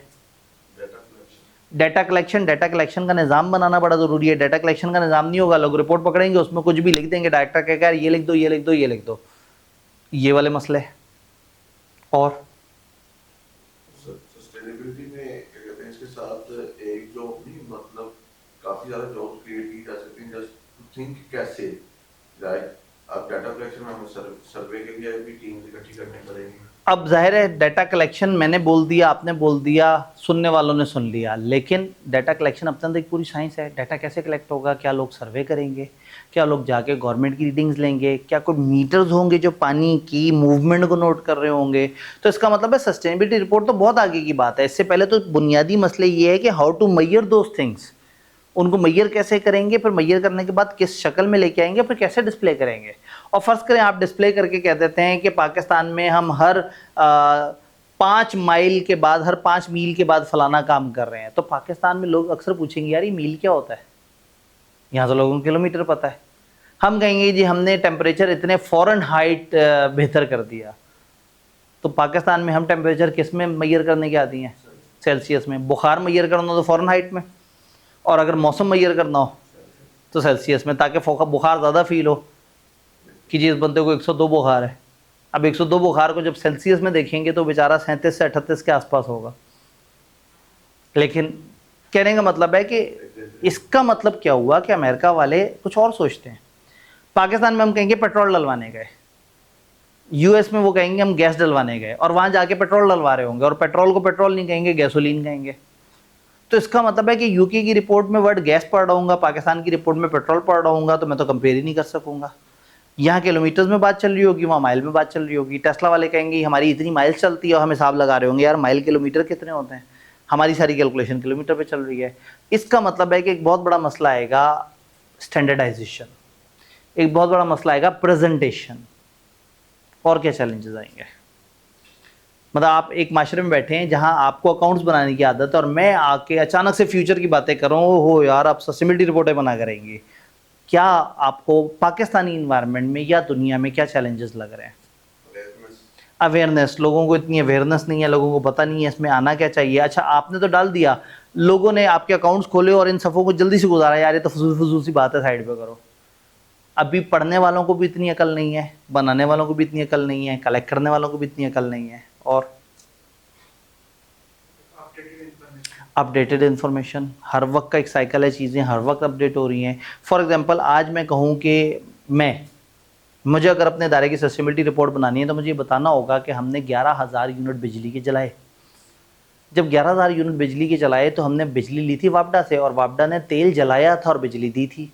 इसका मतलब है मैंने अपने इन्वायरमेंट में कार्बन डाइऑक्साइड क्रिएट करने में 11,000 यूनिट्स मल्टीप्लाई बाय जो भी रेट होगा उसको, कि एक यूनिट को बनाने के लिए कितना तेल जलता होगा और उससे कार्बन डाइऑक्साइड कितनी बढ़ती होगी, कोई ना कोई फार्मूला होगा।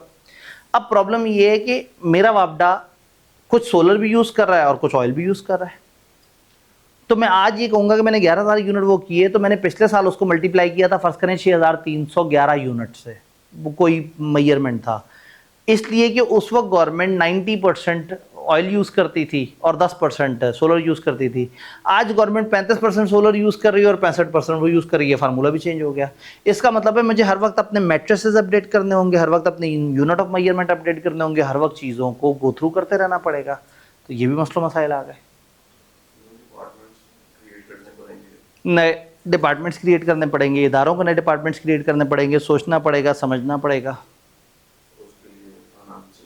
Financing, investment. तो फिर कंपनियों वाले इसको बोझ समझेंगे और कहेंगे यार आब्दी साहब आप बात तो बड़ी मज़े की कर रहे हैं लेकिन आज बजट इजाज़त नहीं देता। 2 साल बाद इस तरह की शशके मशके वाली बातें किया करेंगे। लॉन्ग टर्म में अच्छी हैं लेकिन भाई आज तो प्रॉफिट के मसले हैं, आज हम पहले अपना प्रॉफिट कमा लें, बाद में ये समाज को भी देख लेंगे, ये वाले मसले आने शुरू हो जाएंगे। तो फिर हम दोबारा से उदास हो जाएंगे कि यार ये क्या बात हुई, लोगों ने तो सुना ही नहीं, समझा ही नहीं।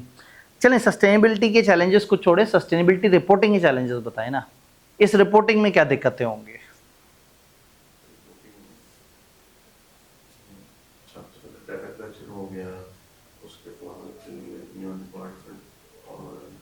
इतनी रिक्वायर्ड नॉलेज होनी चाहिए कि रिपोर्टिंग मुकम्मल हो। हमें इसकी रिक्वायर्ड नॉलेज होनी चाहिए कि हम अच्छी रिपोर्टिंग कर सकें, और जो अश्योरेंस दे रहा है उस रिपोर्टिंग पे वो भी किसी ऑर्गेनाइजेशन का मेंबर हो, ऑथेंटिक ऑर्गेनाइजेशन। जो अश्योरेंस दे रहा है वो भी कम से कम उसके पास कोई रेलेवेंट सर्टिफिकेशन हो, उसके पास कोई कनेक्टेड एजुकेशन हो, उसको एक निज़ाम आता हो।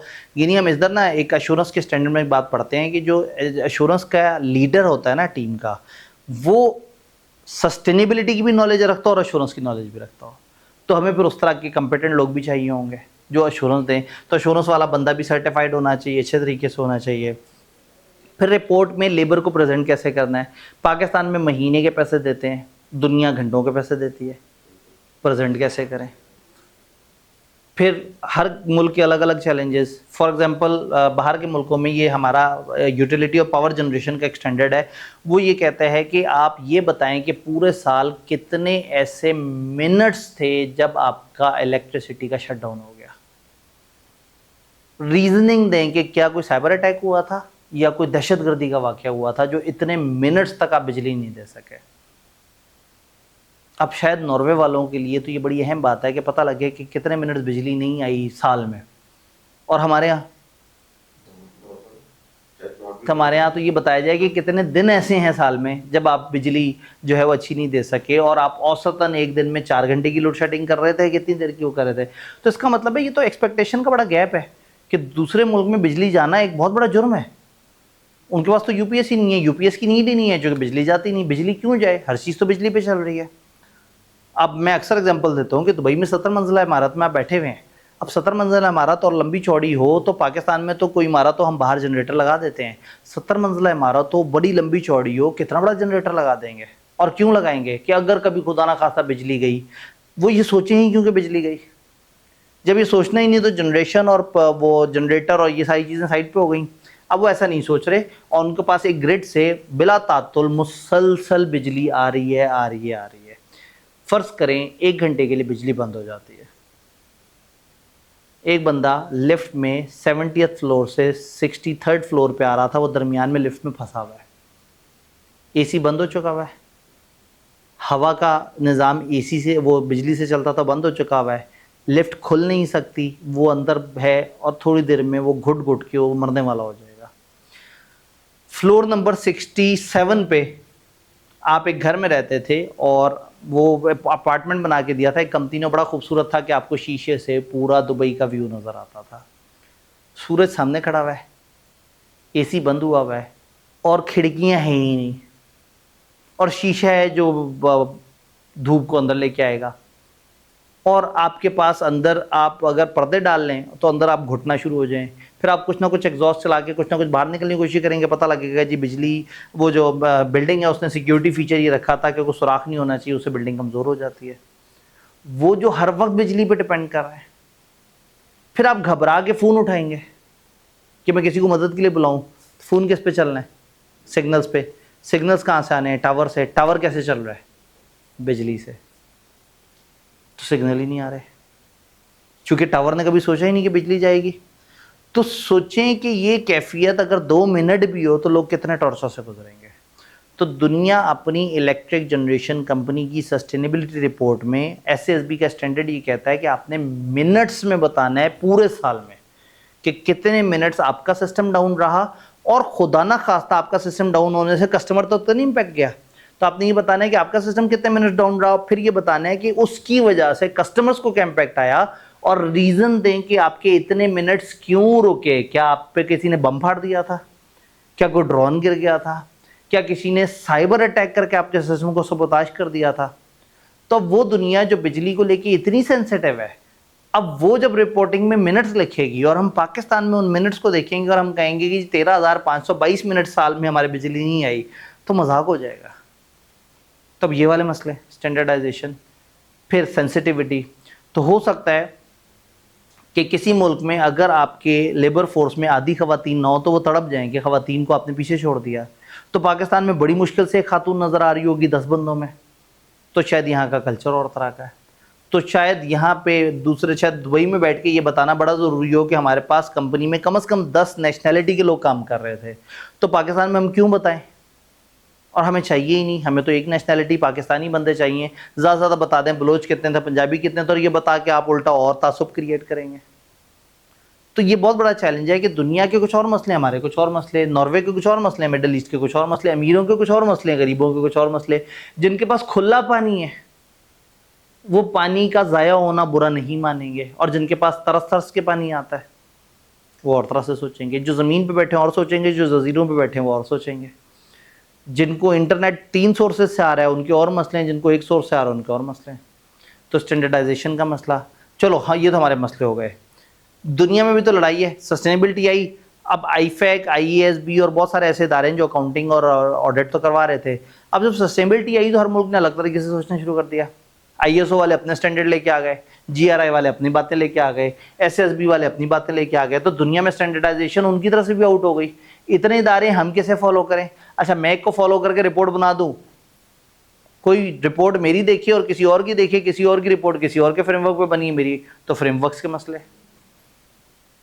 तो आज हम अपने लेक्चर को ख़त्म करेंगे परेशानियों पे, और फिर अगले दिन से हम दोबारा से ज़रा हल निकालने की कोशिश करेंगे कि भाई इन परेशानियों से हमने किस तरह से बचना है। चैलेंज क्या है? Lack of global standardisation. Global standardisation उस तरह से नहीं है, कोई स्टैंडर्ड नहीं बने हुए। दुनिया तकरीबन जो है मल्टीपल फ्रेमवर्क है, जीआरआई वालों का, एसएसबी का, टीसीएफडी, आईएसएसबी, कन्फ्यूजन क्रिएट होती है। Inconsistent reporting format across countries, difficulty आएगी कंपेयर करते हुए सस्टेनेबिलिटी रिपोर्ट्स को। दूसरा बड़ा मसला डाटा अवेलेबिलिटी और quality issue. Non financial data इतना सिस्टमेटिकली आता ही नहीं है, उसको कैप्चर करना मुश्किल है, वो इनकम्प्लीट होता है, इनएक्यूरेट होता है, अक्सर एस्टीमेट्स होते हैं, अक्सर कंट्रोल स्ट्रॉन्ग नहीं होते। रिपोर्टिंग रिक्वायरमेंट कम्प्लेक्स हो सकती हैं, टेक्निकल हो सकती हैं, कम्प्लेक्स स्टैंडर्ड्स हो सकते हैं, फर्स्ट टाइम रिपोर्टर्स के लिए चीज़ें मुश्किल हो सकती हैं, लोग देखेंगे कि जार्गन मुश्किल होंगे, एजुकेशन का मसला होगा। मैयरमेंट मैट्रिसेस चैलेंज हो सकते हैं कि सोशल और एनवायरनमेंट को मैयर कैसे करें। लोग उदास थे, अब इसको कैसे मैयर करूं? ये भाई से मैंने पूछा ये ज़्यादा उदास थे, वो भाई से पूछा वो कम उदास थे, वो भाई से पूछा वो बहुत उदास थे। अब रिपोर्ट में क्या लिखूं? उदासी का एक वो बनाऊं, एक पैटर्न बनाऊं कि उदासी लेवल 0 से लेकर 10 तक, एक एम्प्लॉई यूनिट 3 पे उदास है, एक यूनिट 6 पे उदास और एक यूनिट 9 पे उदास है। अभी बड़ी मुश्किल बात है, आप एक बड़ी क्वालिटेटिव बातों की भी बात कर रहे हैं, आपने उनको क्वांटिफाई कैसे करना है, उनको डिस्क्लोज कैसे करना है, उसको मैट्रिसेस में, चार्ट्स में, ग्राफ में, यूनिट्स में कैसे वो करना है। स्टैंडर्ड केपीआईज नहीं होंगे आपके पास कुछ एरियाज की परफॉर्मेंस इंडिकेटर नहीं होंगे, आप अजम्पशंस और एस्टिमेट्स पे बहुत ज़्यादा रिलाई कर रहे होंगे। फिर एक्सपर्टाइज और स्किल्स नहीं है आपके पास, ट्रेन सस्टेनेबिलिटी प्रोफेशनल नहीं है, अंडरस्टैंडिंग लोगों की इस चीज़ के बारे में नहीं है, कैपेसिटी बिल्ड करनी पड़ेगी। इंटीग्रेशन फाइनेंशियल रिपोर्टिंग के साथ बड़ा मुश्किल है, सस्टेनेबिलिटी समझ आ गई, अब उसको अकाउंट के साथ जोड़ें कैसे। अब मैं जहां अपना सेल्स दिखा रहा हूं वहां दिखाऊं कि मैंने कितने अपने कस्टमर्स को इसलिए सेल किया है कि वो सस्टेनेबिलिटी फ्रेंडली थे। क्या मैं जहां कॉस्ट ऑफ प्रोडक्शन दिखा रहा हूं वहां बताऊं कि मैंने पानी ज़ाया कितना किया। अब बड़ी मुश्किल बात है कि अकाउंट्स के साथ कैसे रिलेट करूं, और रिलेट करने के बाद यूज़र के लिए फ्रेंडली भी रखूं कि यूज़र भी गंदे गंदे मुंह ना बनाए कि यार मुझे कौन सी इन्फॉर्मेशन कहाँ दिखा रहे हो।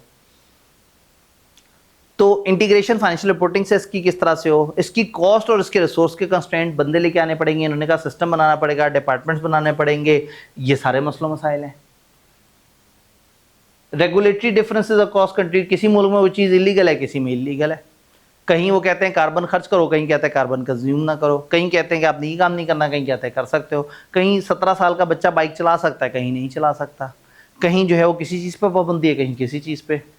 एश्योरेंस और रिलायबिलिटी के इशू, अभी एश्योरेंस प्रैक्टिसेस भी बड़ी लिमिटेड हैं, नॉन फाइनेंशियल इन्फॉर्मेशन को वेरीफाई करना भी इतनी आसान गेम नहीं है, कॉन्फिडेंस नहीं है लोगों का। ग्रीन वॉशिंग का रिस्क है, ग्रीन वॉशिंग, ग्रीन का मतलब है सस्टेनेबल, ग्रीन वॉशिंग आप अपनी चीज़ों को ग्रीन वॉश कर दें। फॉर एग्जाम्पल मैं अपनी रिपोर्ट में सिर्फ अपनी अच्छी बातें बताऊं, बुरी बातें बताऊं ही नहीं। मैं ये अगर बताना चाहता हूं कि हम बच्चों को पहले किताबें फ्री देते थे और अब हम किताबें फ्री नहीं देते, अब ये नेगेटिव बात है, हम पहले किताब फ्री देते थे, अब किताब फ्री नहीं देते। लेकिन मैं कैसे बताऊंगा, किताबों की वजह से हमारी इन्वायरमेंट डैमेज हो रही थी और बहुत सारे दरख्त कट रहे थे, तो हमने बैठ के बड़ा सोचा कि हम इन्वायरमेंट के इम्पैक्ट को कैसे कवर करें। तो हमने ये डिसीजन लिया कि हम बच्चों को किताबें ना दें और किताबें सॉफ्ट में दे दें, ताकि ये ख़रीदे भी ना, इनका भी खर्चा ना हो, ये सॉफ्ट में यूज़ करें और हम जो इतने सारे दरख्तों की कुर्बानी दें वो भी ना। तो जब से हमने ये इनिशिएटिव लिया तब से लेके अब तक 13,522 दरख्त कटने से बचा लिए। ग्रीन वॉशिंग हो गई, आपने एक नेगेटिव खबर को खूबसूरत लिबादा उड़ा दिया। तो ग्रीन वॉशिंग का रिस्क है कि लोग क्या करेंगे, सिलेक्टेड इन्फॉर्मेशन देंगे, सिर्फ पॉजिटिव इन्फॉर्मेशन देंगे, या किसी नेगेटिव को पॉजिटिव तरीके से कवर करने की कोशिश करेंगे, तो उनको तो एक मौका मिल गया इन्वेस्टर्स को पागल बनाने का। तो सस्टेनेबिलिटी रिपोर्ट के ना अपने कुछ मसलों मसाइल हैं, इसमें लूप होल्स हैं, इसमें भी, और अभी ज़ाहिर है दुनिया उस तरफ जा रही है तो आहिस्ता आहिस्ता चीज़ें बेटर होंगी, लेकिन आज की डेट में ये बहरहाल वो चैलेंजेस हैं जिनका हमें सामना है। डन। तो यहाँ हम अपने आज के लेक्चर को ख़त्म करते हैं ताकि अगले टीचर को हम टाइम दे दें। 1-2 दिन गुजरने के बाद मैं आप लोगों से पूछूंगा वो 15 मिनट वाली एडजस्टमेंट अगर हमारा पिछली क्लास से क्लैश नहीं है और अगर हम 15 मिनट पीछे इसको स्टार्ट कर सकें तो उससे थोड़ा सा हमारी वो और बेहतर हो जाएगी जो सिंकिंग है। डन। तो इंशाल्लाह ताला मिलते हैं, आप भी टाइम से आने की कोशिश करेंगे आहिस्ता आहिस्ता। ठीक है। असल में पता है क्या बात, मैं इसलिए नहीं कह रहा कि मतलब आप नहीं थे तो हमारा दिल नहीं लग रहा था, मैं इसलिए कह रहा हूँ कि आप नहीं होंगे तो आप अपना नुकसान कर रहे होंगे, क्योंकि पहले एक बेस बनी, उसके बाद बहुत सारी बातें करते करते मैंने जम्पशन ली कि मेरे सामने बैठे हुए लोगों को वो वाली बात पता है। तो वीडियो वाला तो मुझे सुन रहा होगा, हाजिर बंदा जो टाइम से मौजूद होगा वो भी सुन रहा होगा, लेकिन एक बंदा हाजिर भी हो और वो थोड़ा लेट आए और बाद में वीडियो भी ना देखे कि भाई मैं तो क्लास में मौजूद था। तो कोशिश ये करना है कि छोटी सी क्लास है, 1.25 घंटे की क्लास है, कोशिश हम ये कर रहे हैं कि बगैर ज़्यादा बोर किए कि इतनी मुनासिब रेंज की हो, हर दिन हो लेकिन हो मुनासिब टाइम की, ताकि साथ साथ एक्टिव रहें। तो जितना ज़्यादा से ज़्यादा आप कनेक्ट करेंगे, आप कनेक्ट करेंगे, आप कनेक्ट करेंगे, आप कनेक्ट करेंगे, आप कनेक्ट करेंगे, फ्यूचर वाले भी बीच में ऐड कर देते हैं, आप कनेक्ट करेंगे, उतना फ़ायदा होगा कि हम ज़्यादा अच्छे सिंक तरीके से चलते रहेंगे। डन। तो किताब में क्या आप लोगों ने ट्रेस किया कि आपने क्या पढ़ के आना है, और अगर मुझे किताब दे दें तो मैं ट्रेस करवा दूं।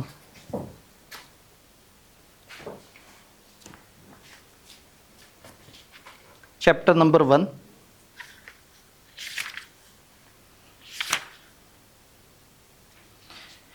पेज 1 के नीचे लिखा हुआ है इंपॉर्टेंस ऑफ सस्टेनेबिलिटी, देखा है आपने? यहां से कहानी शुरू होती है और पेज 3 के एंड तक जाती है।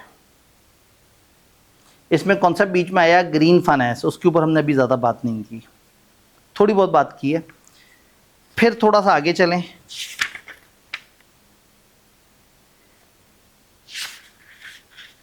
और पेज 7-8 पे सस्टेनेबिलिटी रिपोर्टिंग और उसके फ़ायदे, और अगले पेज पे उसके चैलेंजेस। तो हम लोग तकरीबन समहाउ अपना पहला चैप्टर कवर करने की पोजीशन में आ गए हैं, जो कि सस्टेनेबिलिटी की बेसिक्स था। कल थोड़ी सी और चीज़ों के बाद समझे इस चैप्टर को बाकायदा दफन करते हैं, ताकि फिर हम सोचें कि आगे इसकी क्या वेरी फर्स्ट रिटन प्रैक्टिस छोटी सी हम कर सकते हैं, ताकि हम एक दफ़ा ज़रा आहिस्ता आहिस्ता रिदम में आएँ और ज़रा थोड़ा सा दिल करना शुरू हो कि जो हम पढ़ रहे हैं क्या हम उसे लिख सकते हैं या नहीं। जी बिल्कुल, अगेन समझना है, रटा वगैरह तो हमने नहीं मारना। अब जैसे चैलेंजेस वाली बात है, ये ऐसी बात है कि अगर आपके जहन में है और आप आज से 3 साल बाद भी पेपर देने पहुंच जाते हैं, तो भी ये वो बात है जो आपके अंदर घुस चुकी हुई है, अब आपसे ये कोई छीन नहीं सकता। हाँ, आदत हमने क्या डेवलप करनी है, प्रोब करने की, सोचने की। कोई भी मसला होगा सोचना, और सोच के फिर कोशिश करना है कि हम जवाब दें। तो इसलिए याद नहीं करना, आपने बस इसको पढ़ना है और इसको बस जहन में उतार लेना है। फिर भी अगर आपको लगता है कि नहीं भाई, जब तक मैं कुछ लिखूँ ना, याद ना करूँ तो मसला रहता है, तो आप बेशक याद भी कर सकते हैं। किताब में इतना ज़्यादा डाटा नहीं है जो याद ना हो सके, लेकिन ज़्यादा बड़ी जो गेम है वो अंडरस्टैंडिंग की है। ठीक, मैं कल कोशिश करूँगा कि हम 5 मिनट पहले क्लोजिंग कर दें, ताकि बाद वाले सवालों की वजह से अगली क्लास वाले डिस्टर्ब ना हो। अब हम अगली क्लास वालों को जगह देते हैं। अपना ख्याल रखिएगा। फ़ी अमान अल्लाह।